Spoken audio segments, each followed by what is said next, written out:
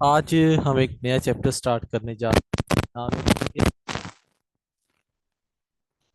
Acids and bases. ये हमारा chapter है, इसको आज से हमने स्टार्ट करना है। तो बेटा, बेसिक चैप्टर है। इसमें आपने बहुत से कॉन्सेप्ट्स ऐसे होंगे जो पढ़े भी होंगे, और कुछ चीज़ें ऐसी होंगी जो आपने पहली दफ़ा पढ़ी होंगी। तो दोनों ही आपको यहाँ पे देखने को मिलेंगे। तो यहाँ पे हमने बेसिकली तीन कॉन्सेप्ट पढ़ने मेन जो है। वो एक आर्हीनियस कॉन्सेप्ट है, आर्हीनियस। दूसरा है हमारे पास ब्रोंस्टेन का कॉन्सेप्ट, ब्रोंस्टेन लोरी का कॉन्सेप्ट। और तीसरा है हमारे पास लेविस एसिड बेस कॉन्सेप्ट। ठीक है, ये तीन कॉन्सेप्ट्स हमने पढ़ने हैं। तो सबसे पहले हम बात करेंगे आर्हीनियस। देखिए, आर्हीनियस ने ये बात की थी, एसिड वो चीज होती है जो वाटर के अंदर H पॉजिटिव आयन प्रोड्यूस करते हैं। ठीक है, एसिड जो होते हैं ये H पॉजिटिव आयन प्रोड्यूस करते हैं वाटर के अंदर। इसने एग्जांपल दी कि HCl जो है, अगर इसका एक्वस सॉल्यूशन लिया जाए तो ये H पॉजिटिव आयन में और Cl नेगेटिव आयन में कन्वर्ट हो जाता है। अब यहाँ पर आप देख सकते हैं H पॉजिटिव आयन प्रोड्यूस हो गया, तो इट मींस ये एसिड है। इसी तरह बहुत से और एसिड भी, सल्फ्यूरिक एसिड हो गया, नाइट्रिक एसिड वगैरह। इसके बाद होता क्या है, मैं आपको बाद में बताता हूँ सिनेरियो क्या होता है सारा इसमें। इसके बाद बेस की इसने बात की। बेस बेसिकली वो चीज होती है जो वाटर के अंदर OH आयन प्रोड्यूस करे। Base basically OH negative ion या हाइड्रोक्सिल आयन इसे कहते हैं, हाइड्रोक्साइड आयंस भी कह देते हैं। तो इसने एग्जांपल ली NaOH की, KOH की, AlOH थ्राइस की। तो सारे के सारे जो थे ये OH नेगेटिव आयंस प्रोड्यूस करते थे वाटर के अंदर। तो इसने इनको बेसिस का नाम दे दिया। ठीक है, अब फ्री H पॉजिटिव और OH आयंस जो होते हैं, ये एक यहाँ पे कॉन्सेप्ट आपको बताने जा रहा हूँ। नई चीज आपने ये सीखने को मिलेगी, मे बी आपको आइडिया हो कि हम तो यूजुअली ये कह रहे होते हैं ना, H2O makes H positive and OH negative, dissociate होके ये H पॉजिटिव और OH नेगेटिव में चला जाता है। ऐसा नहीं होता। वाटर के अंदर फ्री H पॉजिटिव और OH आयन एग्जिस्ट नहीं करते। तो होता क्या है फिर, मैं आपको बताता हूँ। देखिए, वाटर जरूरी नहीं है, वाटर 100% डिसोसिएट नहीं होता। ये तो 100 में से 1-2% डिसोसिएट होता है। इसके आयंस इतने ज्यादा प्रोड्यूस नहीं होते।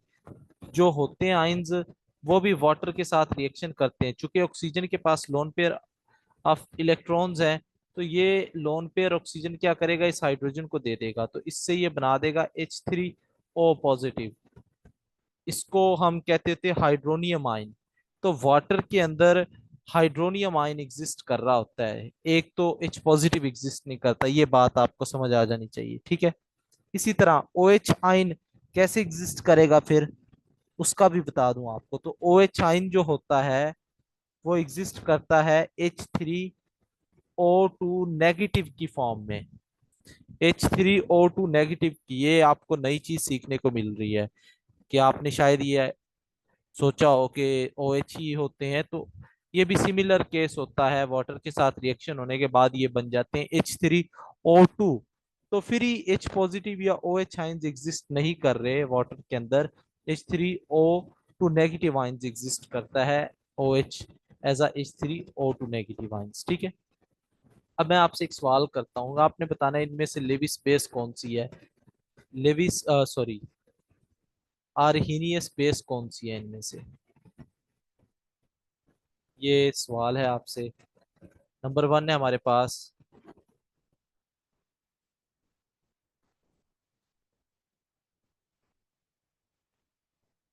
Cl। नंबर 2 है हमारे पास CuOH। Cl। नंबर 3 है हमारे पास HCl। और नंबर 4 है हमारे पास H2O। हाँ जी, इनमें से बेटा आपने बताना है कि अर्हीनियस बेस कौन सी है। 1 2 3 4, कौन सा ऑप्शन करेक्ट है, चैट में आप बताएं या माइक ऑन टू कर। नंबर। 2 नंबर, शाबाश। हाँ जी, और मुझे पता है कि आप सबने 2 कहना है, और ये गलत है। कोई भी इसमें से अर्हीनियस बेस नहीं है। अर्हीनियस ने ये बात की है कि पानी के अंदर, वाटर के अंदर सिर्फ और सिर्फ OH नेगेटिव आयंस प्रोड्यूस होने चाहिए। अगर आप 2 नंबर की बात करते हैं, कॉपर, OH और Cl, तो इसमें कॉपर प्रोड्यूस होगा, OH नेगेटिव प्रोड्यूस होगा, प्लस Cl नेगेटिव भी होगा। तो यहाँ पर तो 2 नेगेटिव आयंस प्रोड्यूस हो गए हैं, तो आप इसको अर्हीनियस बेस कंसीडर नहीं कर सकते। तो आई होप ये बात भी आपको सीखने को मिली है कि जो हम पढ़ते आ रहे हैं वैसा नहीं होता। समटाइम्स कॉन्सेप्ट बहुत आसान होते हैं, लेकिन हमारा देखने का नजरिया उन्हें मुख्तलिफ होता है। ठीक है। अच्छा, इसमें से आपके पास लाइक अगर हम बात करें कि इनमें से आपने बताना है अर्हीनियस एसिड कौन सा है। हाँ जी, आपने बताना है इसमें से अर्हीनियस एसिड कौन सा होगा।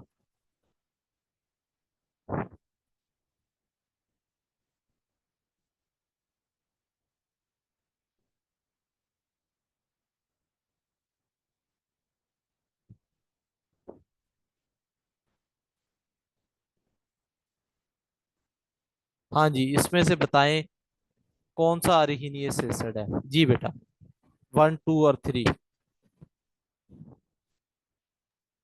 सर कोई नहीं, कोई नहीं सर। कोई नहीं, बिल्कुल, क्योंकि यहाँ पे सबकी स्टेट गैस है। तो इस चीज को भी समटाइम्स आपने फोकस करना है कि कहीं स्टेट चेंज तो नहीं है। आर्हीनियस का यहाँ से एक बात हमें पता चल गई है कि आर्हीनियस का जो कॉन्सेप्ट है ये सिर्फ वैलिड होता है जब वाटर होगा। अगर वाटर नहीं है तो ये वैलिड नहीं है। ठीक हो गया। दूसरी बात, इसकी लिमिटेशंस हो गई, नंबर 1।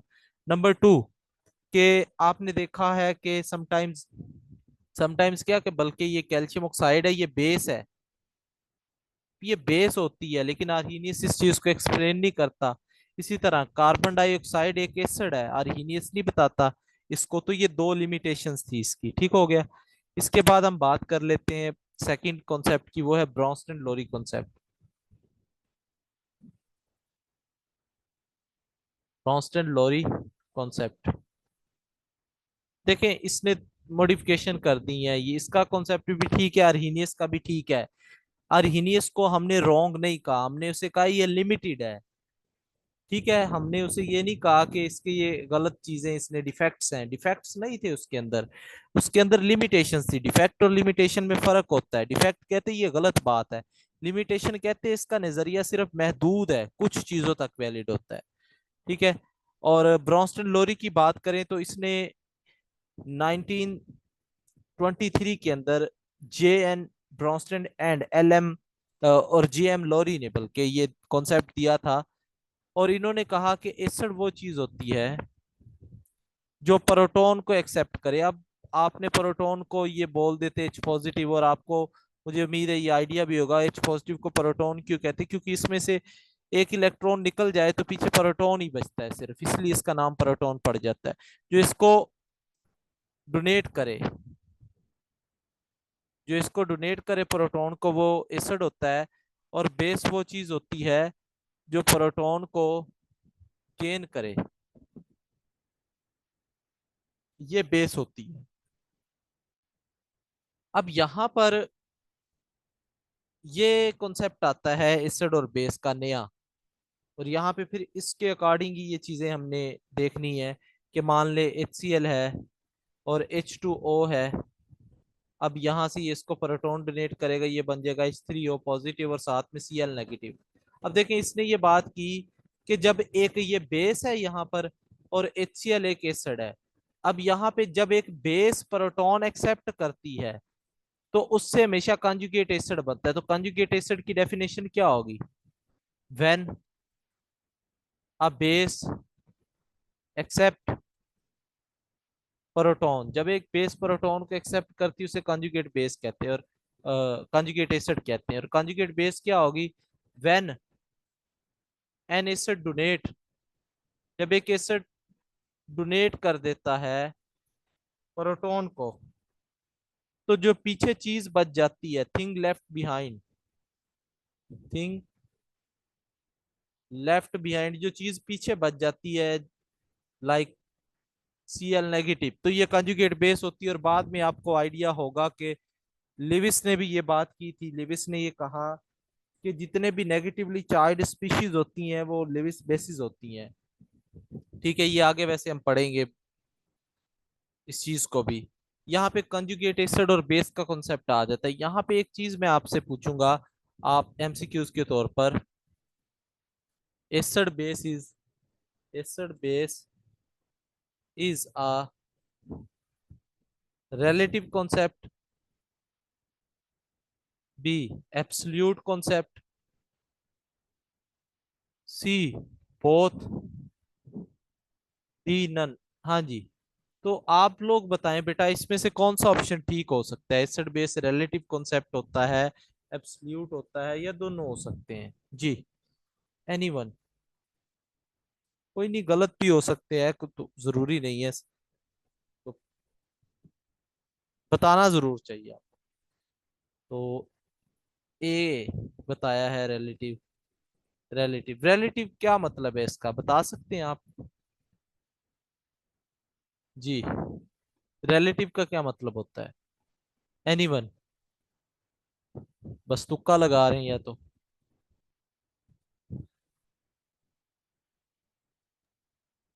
सर हम कंपैरिजन में बताता है कि ये H प्लस देता है या नहीं देता, इसलिए हम कह रहे हैं कि ये रिलेटिव है। अच्छा, कंपैरिजन में। मैं आपको बताता हूँ, चलें। ठीक है, कुछ हद तक आपकी बात ठीक है। देखें, एसिड बेस रिलेटिव क्या है, क्यों है? देखें, HCl अगर है, अगर HCl की बात करो तो H2O क्या बिहेव करेगा? स्ट्रॉन्ग के केस में जो बाकी चीज होगी वो वीक हो जाएगी, ठीक है, तो ये बेस हो जाएगी। अगर यही H2 ले लो, H2O ले लो, और इसके साथ अमोनिया लगा दो, तो अमोनिया क्या होगी? यहाँ पे बेस है, वाटर क्या है? यहाँ पे एसिड है। समझ आई? तो हम डिफाइन करते हैं एसिड बेस को relative with respect to other. हम दूसरे के लिहाज से, आपने ऑर्गेनिक केमिस्ट्री में नाइट्रेशन करवाई है, HNO3 साथ यूज कर रहे होते और साथ सल्फ्यूरिक एसिड।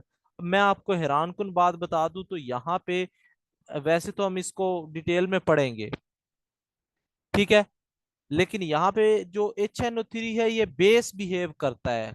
कितना अजीब कॉन्सेप्ट है, ये कितना पावरफुल एसिड है। HNO3 पावरफुल एसिड है और ये बेस बिहेव कर रहा है, हैरानगी वाली बात है, होता है। और ये सल्फ्यूरिक एसिड वहां पर एक एसिड होता है। तो ये वैसे हमने पढ़ना है, अभी मैंने आपको जस्ट एक बात समझाने की खातिर कि आपको आइडिया हो कि एसिड बेस एक रिलेटिव कॉन्सेप्ट होता है, ये डिपेंड करता है उसके साथ वाला कौन सा बंदा है उस पे, ठीक है। तो इसके बाद बेटा ब्रॉन्स्टन लोरी में एम्फोटेरिक का कॉन्सेप्ट आ जाता है। और आपको भी पता है एम्फोटेरिक क्या चीज होती है? एम्फोटेरिक वो चीज होती है जो बहुत बिहेव करे। H2O की एग्जांपल ला लें, लगा लें, ये एसिड भी है और बेस भी है, लेकिन डिपेंड करता है इसके साथ कौन सी चीज आप लेकर आ रहे हो, ठीक है। तो ये एसिड और बेस दोनों के तौर पर बिहेव करती है एम्फोटेरिक। इसके बाद हमारे पास आ जाती है एक चीज, कंजुगेट एसिड बेस पेयर। ये भी थोड़ा सा समझ लें, conjugate, conjugate acid base pairs, ये क्या होते हैं? देखिए, कंजुगेट एसिड बेस पेयर से मुराद, एक पेयर तो आपको भी पता है जोड़े को बोलते हैं, तो कंजुगेट एसिड बेस पेयर से क्या मुराद है वो मैं आपको बता दूं। ये ऐसे पेयर्स होते हैं जिनमें सिर्फ एक ही प्रोटॉन का डिफरेंस होता है। लाइक अगर हम बात करें CO3, ये एक दूसरे के कंजुगेट एसिड बेस पेयर हैं, मतलब इनमें सिर्फ एक ही प्रोटॉन का डिफरेंस है। आप देख सकते हो कि यहाँ पे एक प्रोटॉन की एडिशन हुई है तो इसका ये बन गया है, ठीक है, कंजुगेट एसिड बेस पेयर। अब ये डिपेंड करता है आप एसिड बता रहे हैं बेस बता रहे हैं। अब ये देखें, HCO3, अब ये अगर एक प्रोटॉन एक्सेप्ट कर लेगा तो ये बन जाएगा H2CO3, ठीक हो गया। अब आपको मैंने बताया है कि जब एक बेस पर,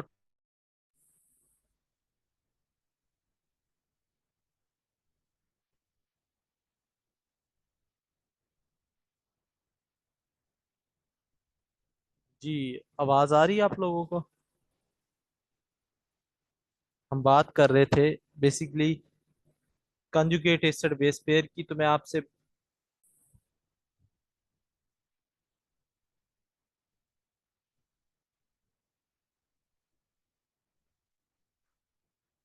जी बेटा आवाज आ रही है अब आप लोगों को? हाँ जी, तो हम बेसिकली बात कर रहे थे कंजुगेट एसिड बेस पेयर की। मैंने आपको बताया कंजुगेट एसिड बेस पेयर वो चीजें होती हैं जिनमें सिर्फ और सिर्फ एक प्रोटॉन का डिफरेंस होता है, ठीक है। तो उसे हम कंजुगेट एसिड बेस पेयर कहते हैं। तो एक्चुअल में इसमें से एमसीक्यूज पूछ लिया जाते हैं, इसलिए मैंने आपको ये बताया है। अब इसकी क्लासेस पढ़ लेते हैं, classes of Bronsted Lowry acid base. तो इसकी डिफरेंट क्लासेस हो सकती हैं, like monoprotic acid. Protic acid, monoprotic acid वो एसिड होता है बेटा जिसमें सिर्फ और सिर्फ एक ही प्रोटॉन होता है, उसे मोनोप्रोटिक कहते हैं। लाइक एच हो गया, तो एच पॉजिटिव और एफ नेगेटिव बन जाएगा। इसके बाद आ जाता है पोलीप्रोटिक। पोलीप्रोटिक कहते हैं जिसमें मोर देन वन, टू और मोर देन टू प्रोटॉन्स होते हैं, उसे पोलीप्रोटिक कहते हैं, ठीक है। Like H2S, to H positive और S2 नेगेटिव, ठीक है। तो ये पॉलीप्रोटिक होगा। सिमिलरली बेसिस की क्लासेस हो सकती हैं। बेसिस भी आपके पास दो तरह की हो जाएंगी फिर, मोनोप्रोटिक बेस,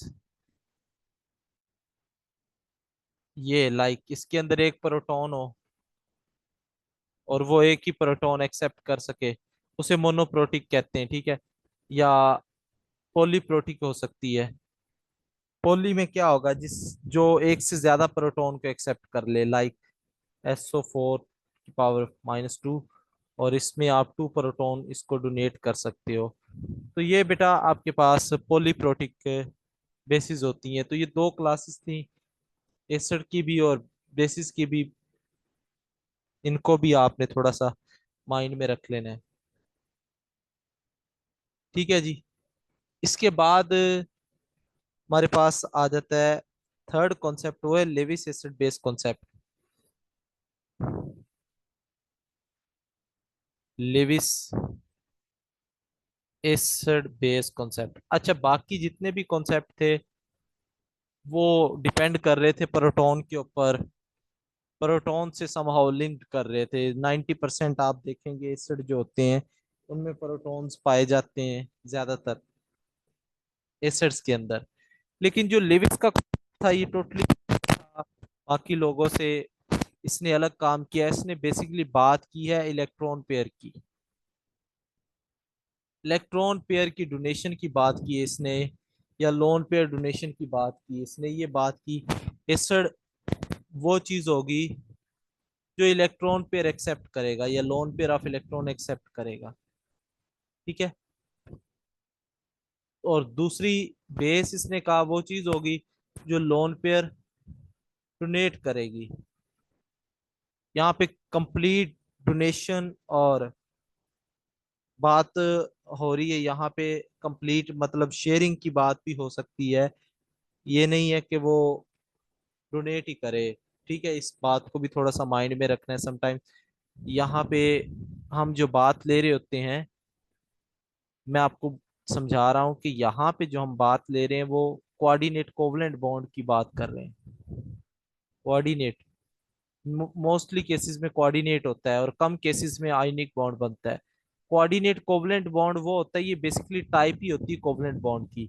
तो यहाँ पर डोनेट से मुराद शेयरिंग है, ये याद रखें। एक ही एटम अपने दो इलेक्ट्रॉन शेयर करता है दूसरे को। यहाँ पे डोनेशन नहीं है, आपकी 9th 10th की बुक्स में ये चीजें गलत लिखी हुई है। एक्चुअल में इन्हें वर्ड लिखना चाहिए था कि अ, एक जो एटम होता है वो अपने दो इलेक्ट्रॉन को शेयर करता है दूसरे के साथ, ताकि कॉन्सेप्ट क्लियर हो सके। लेकिन उस स्टेज पे बच्चे को ये चीजें समझ नहीं आती, ठीक है। लेकिन आप तो बड़े हैं माशाल्लाह से, तो इस चीज को पिक कर लेंगे। यहाँ पे कोऑर्डिनेट कोवलेंट बॉन्ड की बात हो रही है। डोनेट से मुराद यहाँ पे शेयरिंग है, इट्स नॉट आयोनिक बॉन्ड, ठीक है। यहाँ पे कोऑर्डिनेट कोवलेंट बॉन्ड की फॉर्मेशन होती है बेसिकली। और लेविस एसिड और बेस के दरमियान यूजुअली जो बॉन्ड बनता है वो कोऑर्डिनेट कोवलेंट बॉन्ड होता है। इसकी एग्जांपल हम देख लेते हैं, NH3 + H पॉजिटिव। अब देखिए लोन पेयर ऑफ इलेक्ट्रॉन्स होते हैं अमोनिया के पास, आपको भी पता है ये डोनेट नहीं कर सकता, ये शेयर ही करेगा। तो इसके नतीजे में जो नई चीज बनती है उसे हम अडक्ट बोल देते हैं, या उसे कम्प्लेक्स भी कह देते हैं, ठीक है। कम्प्लेक्स इसलिए भी कहते हैं क्योंकि स्क्वायर ब्रैकेट के अंदर आ जाता है, या अडक्ट बोल देते हैं इसको हम। अब यहाँ पे ना कुछ प्रॉपर्टीज हैं एसिड्स की और बेसिस की।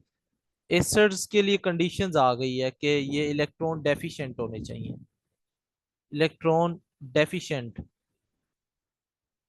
इलेक्ट्रॉन की कमी हो, लाइक BF3 हो गया, AlCl3 हो गया, ये सारे इलेक्ट्रॉन डेफिशिएंट होते हैं। अगर आपको आइडिया है, आपको होगा भी आइडिया, बेसिकली बोरोन ट्राइफ्लोराइड, इसको आप देखें तो इस दो इलेक्ट्रॉन यहाँ है, दो और दो, ये 6 इलेक्ट्रॉन्स है बोरोन के आसपास। इसको दो इलेक्ट्रॉन मजीद चाहिए, वो दो इलेक्ट्रॉन कौन दे सकता है? नाइट्रोजन दे सकता है। तो इसलिए ये क्या करते हैं, उसके साथ शेयरिंग करके एक स्टेबल कंपाउंड बनाने की कोशिश करते हैं, ठीक है। अच्छा, इसके बाद आपके पास आ जाता है जी कि एसिड्स के पास वैकेंट ऑर्बिटल का होना बहुत जरूरी है। अब आप चेक कर लें, बोरॉन जो होता है इसके पास वैकेंट ऑर्बिटल है। अगर वैकेंट ऑर्बिटल नहीं है तो वो लोन पेयर ऑफ इलेक्ट्रॉन को एक्सेप्ट नहीं कर सकता, ठीक है। इसी तरह बेसिस की बात कर लें, और एक और बात, जितने भी पॉजिटिव चार्ज वाली चीजें होती हैं, पॉजिटिव चार्ज वाली जितनी भी चीजें हैं वो एसिड्स होते हैं। वो क्या होते हैं जी? एसिड्स होते हैं, क्योंकि वो इलेक्ट्रॉन डेफिशिएंट होते हैं, उनमें इलेक्ट्रॉन की कमी होती है। बेसिस की भी खसूसियात हो जाएंगी इसके बाद। बेसिस वो चीजें होंगी बेटा जिनके पास लोन पेयर ऑफ इलेक्ट्रॉन्स हो, लोन पेयर ऑफ इलेक्ट्रॉन्स हो। नंबर 2, ये नेगेटिव भी हो सकते हैं, जैसा कि आप क्लोराइड वगैरह की बात करें, और ये न्यूट्रल भी हो सकते हैं, neutral with loan pair of electrons. और मैं आपको एक हैरान कुन बात बता दूं, ये पॉजिटिव भी हो सकते हैं। ये मैं कोऑर्डिनेशन केमिस्ट्री में पढ़ाऊंगा कैसे पॉजिटिव होते हैं। लाइक N2H4 पॉजिटिव, हाइड्रोजीन जो आप पढ़ते हैं ना, N2H4।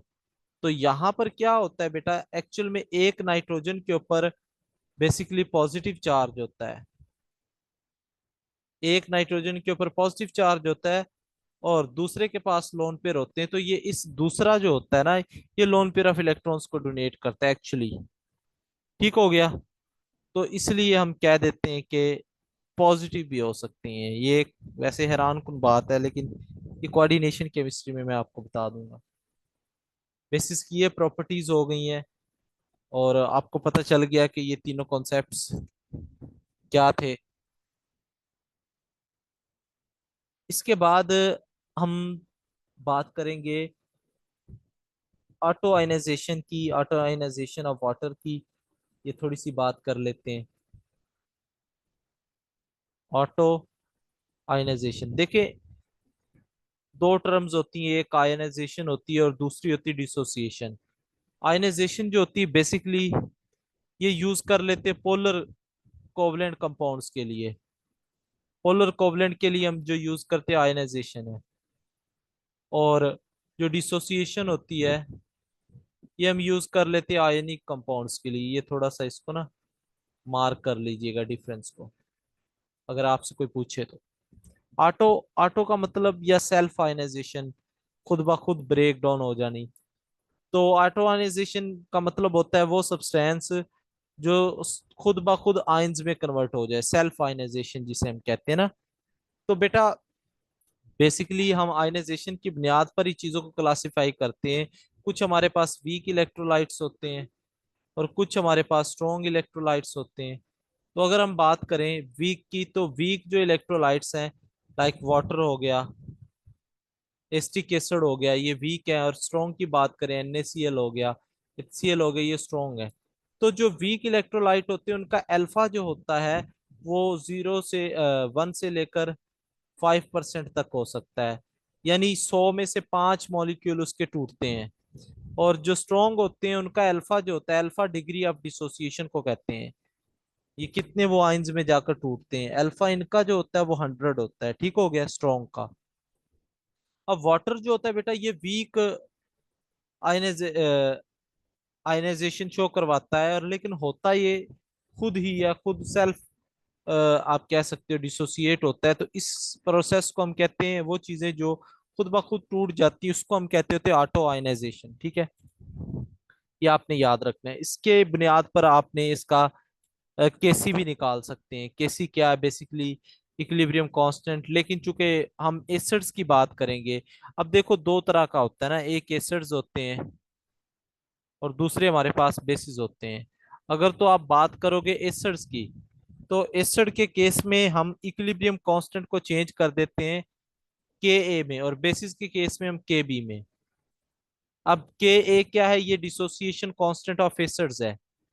अब याद रखना है बेटा, dissociation of acids, dissociation constant of acids, और ये बेसिस के लिए होगा। एक बात हमेशा याद रख लें, के ए और के बी जो हैं ये सिर्फ और सिर्फ वीक इलेक्ट्रोलाइट्स के लिए हैं। ये स्ट्रॉन्ग के लिए नहीं होते। क्यों नहीं होते, मैं आपको बताता हूँ। देखें, हमने केसी लिखना होता है। केसी क्या होता था, प्रोडक्ट की कंसंट्रेशन ओवर रिएक्टेंट की कंसंट्रेशन, ये केसी है। अब देखें, HCl है, ये स्ट्रॉन्ग है H पॉजिटिव में, और Cl नेगेटिव में चला गया। मान लें शुरू शुरू में ये 100 थे और ये 0 था, ये 0 था। 10 सेकंड के बाद ये 0 हो गया, ये 100 बन गए, ये 100 बन गए। अब इनका आप लिख लो केसी। केसी क्या होगा, product over reactant, H positive Cl negative divided by HCl।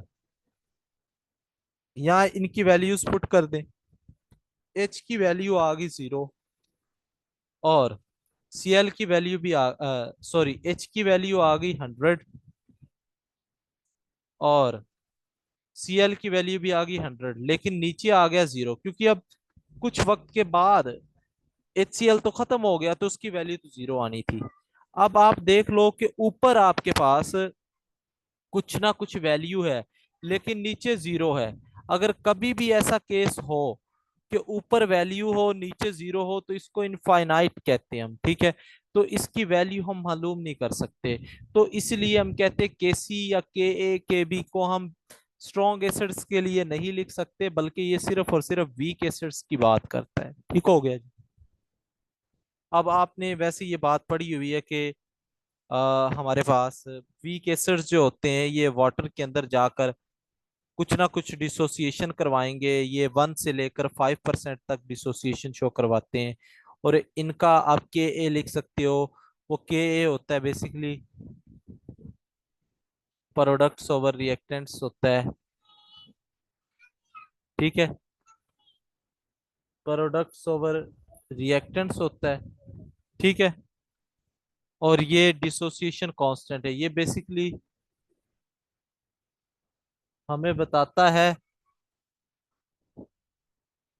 ये बेसिकली हमें बताता है कि कोई चीज कितनी डिसोसिएट होती है। अब देखें, हमने तो ये बात कर ली ना, 1 to 5% एक चीज डिसोसिएट होगी, वीक एसिड होगा तो, और स्ट्रॉन्ग होगा तो 100% डिसोसिएट होगा, ये हमने देख लिया। लेकिन हमारे पास कोई चीज भी तो हो ना मेजर करने के लिए, हमें आइडिया भी होना चाहिए ना किसी चीज का, कि हमको कैसे पता चलेगा कि ये एसिड इतने परसेंट डिसोसिएट होता है, ये बेस इतने परसेंट डिसोसिएट होती है।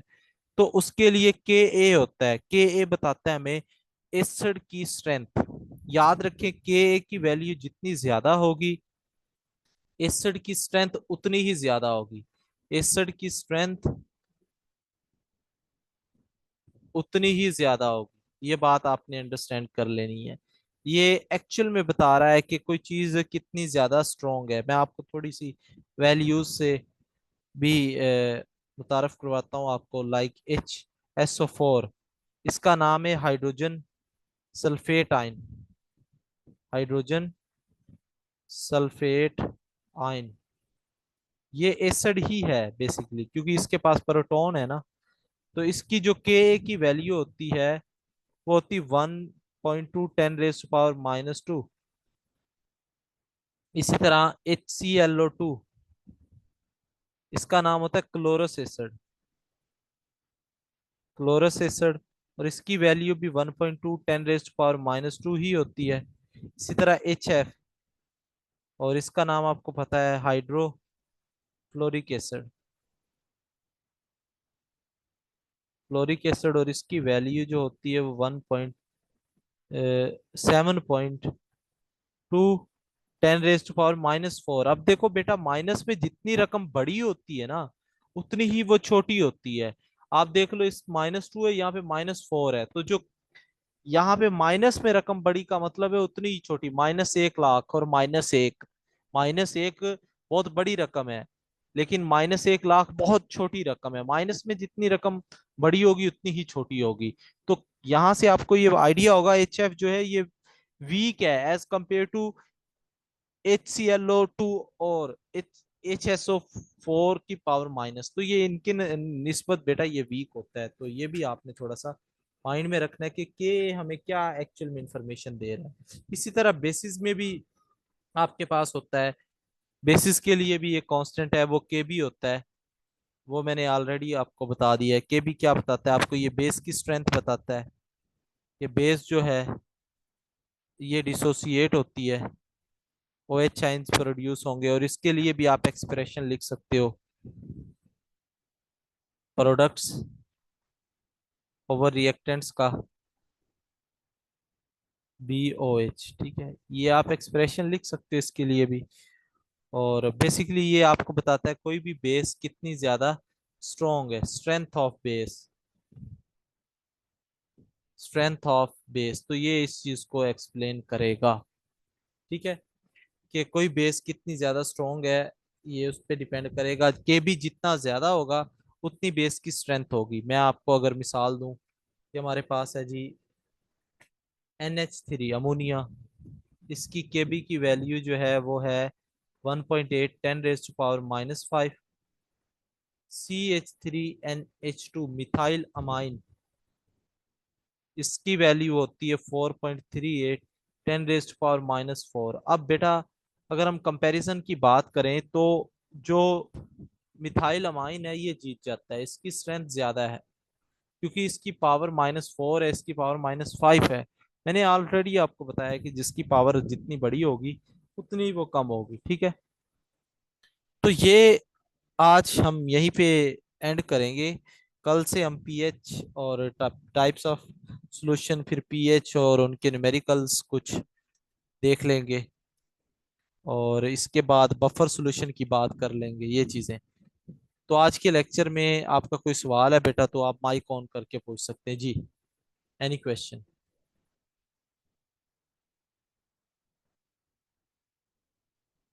हाँ जी, बताएं। सर ये सर HClO4 सबसे ज्यादा स्ट्रॉन्ग एसिड क्यों होता है? HClO4 जो, देखें, असल में पता क्या है, मैं आपको बताऊं तो ये डिपेंड कर रहा होता है HClO4 ऑक्सीडेशन स्टेट के अंदर। आप इसमें क्लोरीन की ऑक्सीडेशन स्टेट निकालो, +7 होती है। और केमिकल बॉन्डिंग में भी आपने पढ़ा होगा, आई होप मुझसे, मैंने ये बताया भी है, बाज दफा बता चुका हूं मैं, कि जिसकी जितनी ज्यादा ऑक्सीडेशन स्टेट्स होती है ना वो उतना ही, आप कह लो, उसकी इलेक्ट्रोनेगेटिविटी ज्यादा होती है। इसकी इलेक्ट्रोनेगेटिविटी बहुत ज्यादा होगी। समझ आ रही बात की? ऑक्सीडेशन जिसकी जितनी हाई है, इसके ऊपर +7 चार्ज है, तो आपको नहीं लगता कि ये हाइड्रोजन को बहुत ज्यादा एक्सेप्ट करने की पावर रखेगा? समझ आ रही बात की? तो ये बात मैंने बताई हुई है, तो आई होप ये बात आपको समझ आ गई होगी। और ये इसी तरह हाइड्रोजन को लूज कर, सॉरी, हाइड्रोजन एक्सेप्ट की बात कर दी मैंने। यहाँ पे ये इलेक्ट्रॉन को एक्सेप्ट करने का उतना ही ज्यादा रुझान रखेगा, हाइड्रोजन को लूज करने का और इलेक्ट्रॉन्स को एक्सेप्ट करने का, क्योंकि इसकी पावर ऑक्सीडेशन स्टेट बहुत ज्यादा है। ठीक है जी।